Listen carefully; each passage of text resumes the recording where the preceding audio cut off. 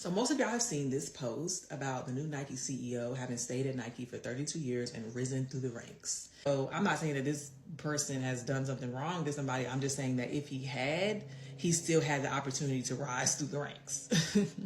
As opposed to people who are being isolated, bullied, and pushed out of organizations, they're not getting the same opportunities because they're being isolated, bullied, and pushed out. I think it's great that I was tagged in this video on the same day that everybody's favorite Moose sent me this article about how companies are doing so poorly at promoting people that they do better if they pick their new promotions out of a hat. Literally better than chance than doing what is currently being done. I'm Dr. K. I'm an industrial organizational psychologist, and I research the unwritten rules of work for people from working class backgrounds. I also look at how those identities intersect with race, gender, and neurodivergence. I talk a lot on here about the unwritten rules of work and how a lot of companies have them without even realizing them, because it's very hard for people to recognize their own cultures. And cultures in corporate America are usually upper middle class, white, male, neurotypical, not disabled, all the things. And if you don't have every single one of those, you probably feel like a fish out of water in your job, right?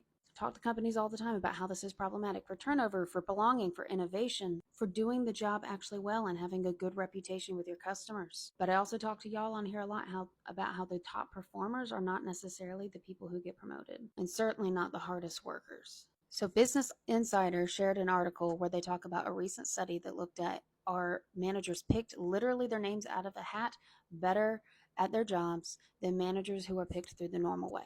And the answer was yes, the hat does a better job. The article starts with talking about how companies didn't ever really have a selection system. This started with people just handing down their businesses to male family members. And what the article doesn't mention is that these were all white men, probably, if this was in the US. And they all had to at least be wealthy enough to have a business in the first place. And if this was before 1865, we can all wonder who was doing the real work that they were getting paid for.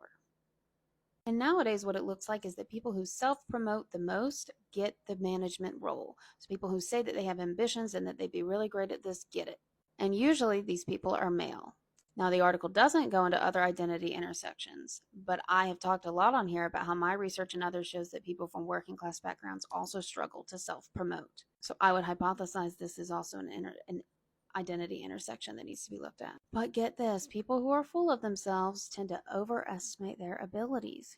They also don't have the emotional intelligence to read other people's emotions and learn how to manage well. The study found that people who are technical experts don't necessarily make better leaders, better managers than the hat pick. I've talked about this too, and I get a lot of pushback. It's not that you shouldn't be a technical expert. It's that there are additional skills, and such as knowing which task to delegate to which person and having emotional intelligence. And men especially are not raised to have emotional